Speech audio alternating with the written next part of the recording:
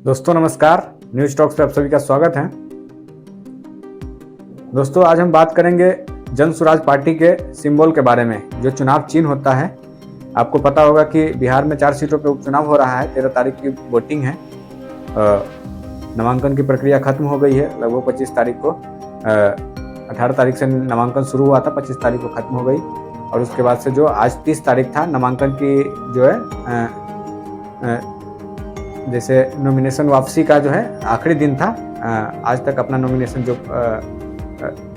लोग जो है जो भी नॉमिनेशन दिए हैं वो अगर वापस लेना चाहते हैं तो ले सकते थे, और नहीं तो आज चुनाव आयोग ने सभी जो भी जितने भी कैंडिडेट अगर नॉमिनेशन दिए रहेंगे उनका जो है चुनाव चिन्ह अलॉट कर दिया गया है। तो आज हम जन स्वराज पार्टी के चुनाव चिन्ह के बारे में बताते हैं कि आपको जन स्वराज पार्टी का क्या चुनाव चिन्ह है। जैसे आपको पता होगा कि आरजेडी का चुनाव चिन्ह लालटेन छाप है और जेडीयू का तीर छाप है, जैसे बीजेपी का कमल है। इसी तरह से सभी पार्टी का एक जो है सिंबल होता है जिस पर कैंडिडेट चुनाव लड़ते हैं। तो जन स्वराज पार्टी अभी नई पार्टी है, 2 अक्टूबर को आपको पता होगा कि पार्टी बनी है, तो उसका अभी जो है चुनाव चिन्ह नहीं आया था।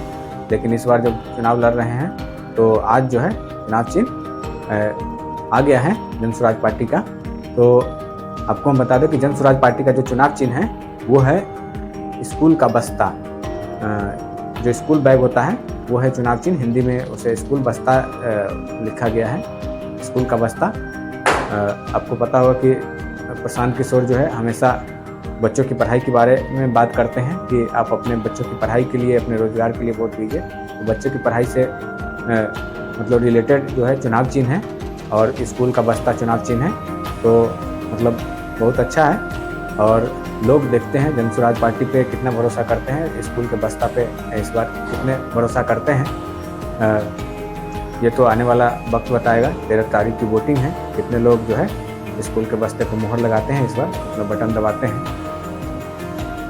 तो आप देखते रहिए हमारे चैनल को, और हमारे चैनल को सब्सक्राइब कर लीजिए, फेसबुक पे फॉलो कर लीजिए। धन्यवाद। जय हिंद, जय भारत।